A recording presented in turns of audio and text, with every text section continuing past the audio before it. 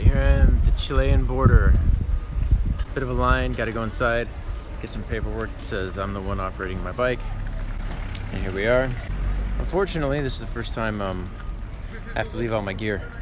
Can't really take it all in with me. I guess I could just take it all up. But I think we'll be okay. If I didn't, I guess I wouldn't do it. Who knows? There's my two traveling companions. That's about it. We're gonna go inside, see how this goes.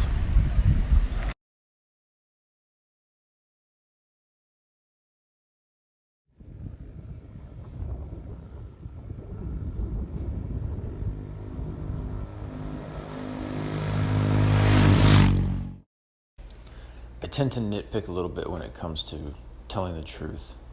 I look at conversations and sentences almost as if I'm reading a contract and looking for anything in that contract that might be inaccurate. I'll give you an example. Today I saw this video that was called The World's First Talking Dog. And it was a dog that learned how to push buttons to say the words that he wanted to communicate. So when he pushed the button talked. Now, did the dog talk? No, the dog wasn't talking. But that's not really what the problem was for me. The problem was the phrase, the world's first. So the claim, even though it's just a social media title, is that no one has ever taught a dog to do what that dog was doing. That's a pretty benign example, and yet there can be unintended consequences that we just can't see coming. The world is like a matrix of truth or reality or fact. And when we start putting a layer of untruth on top of that, the rest of reality doesn't just accept it and naturally adjust itself around that falsehood. It resists it. It sees it as a virus, and it has a million different ways of showing that this thing is inaccurate or incorrect. That's what the matrix of life is. It is objects and situations that are constantly reinforcing each other. This matrix of truth that we live in is very tightly knit. So when we intentionally say something that we know is not true, really what we're hoping for is an isolated incident. We're hoping that the person never has an experience that has to verify our lie or verify the truth. And so not only do we keep people isolated from parts of our lives, we keep people in our lives isolated from each other. This is the complication of trying to lie in a matrix of truth. So even though we can't predict the details of the unintended consequences of living this way, we can predict the overall themes of the unintended consequences of living this way.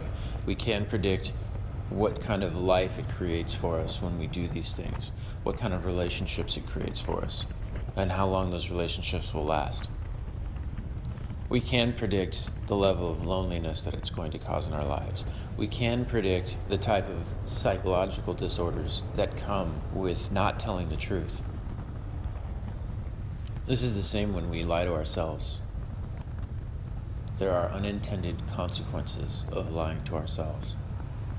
Not only that, but we have to develop a web of lies to overlay a certain part of our lives for consistency's sake when we want to believe something that isn't true.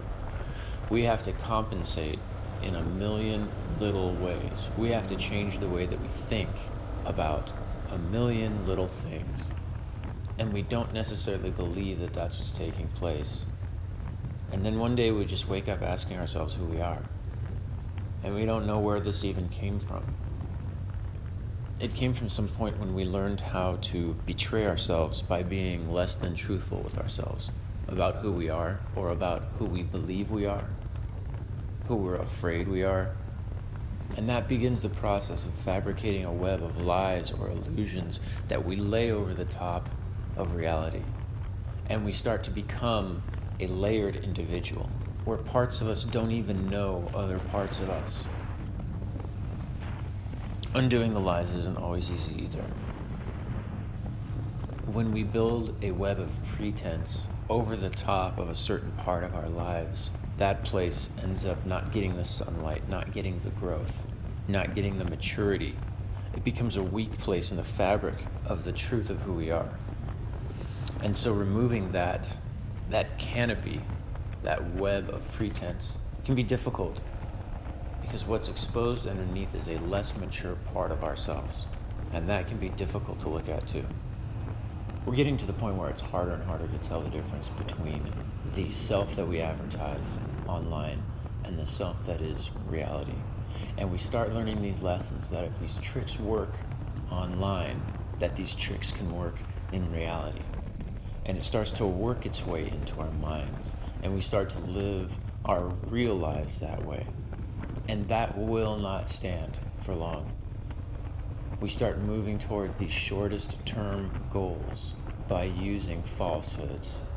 And the more people that believe them, the more it upsets the structure of our lives, both personally and collectively, in ways that can be very difficult to untangle in the end when falseness is confronted with the truth. The other part of this is the energy that is required in order to keep a canopy of pretense afloat. It requires a ton of energy.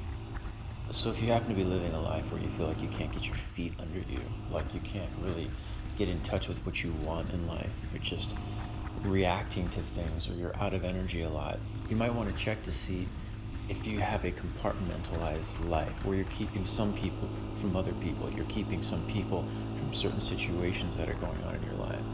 You might want to check to see if you have a pretense that you've created for yourself that you're constantly trying to revalidate. How truthful are you being with the people in your life? And how truthful are you being with yourself? And if you think there's some benefit to lying to yourself about some pain or some feelings or some beliefs about who you are, the older you get, the more you'll realize it's not worth it.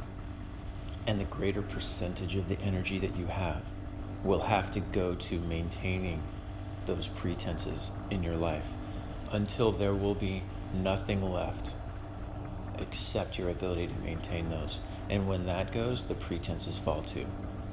And at that point, all we're left with is the exposed, unmatured part of ourselves as the canopy of pretenses begins to fall apart.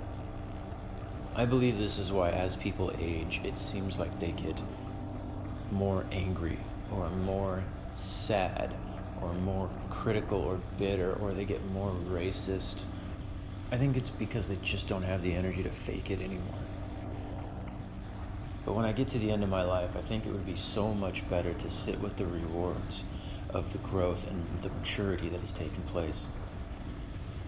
To reap the rewards of a life lived, tearing down canopies of pretense and allowing the less matured parts of myself to grow up, to integrate with the rest of who I am.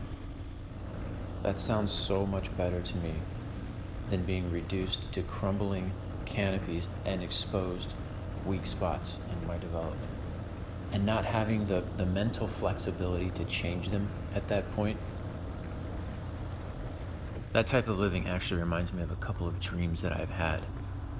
These dreams were really interesting to me because I was in some sort of alternative reality where movement was possible but change was not.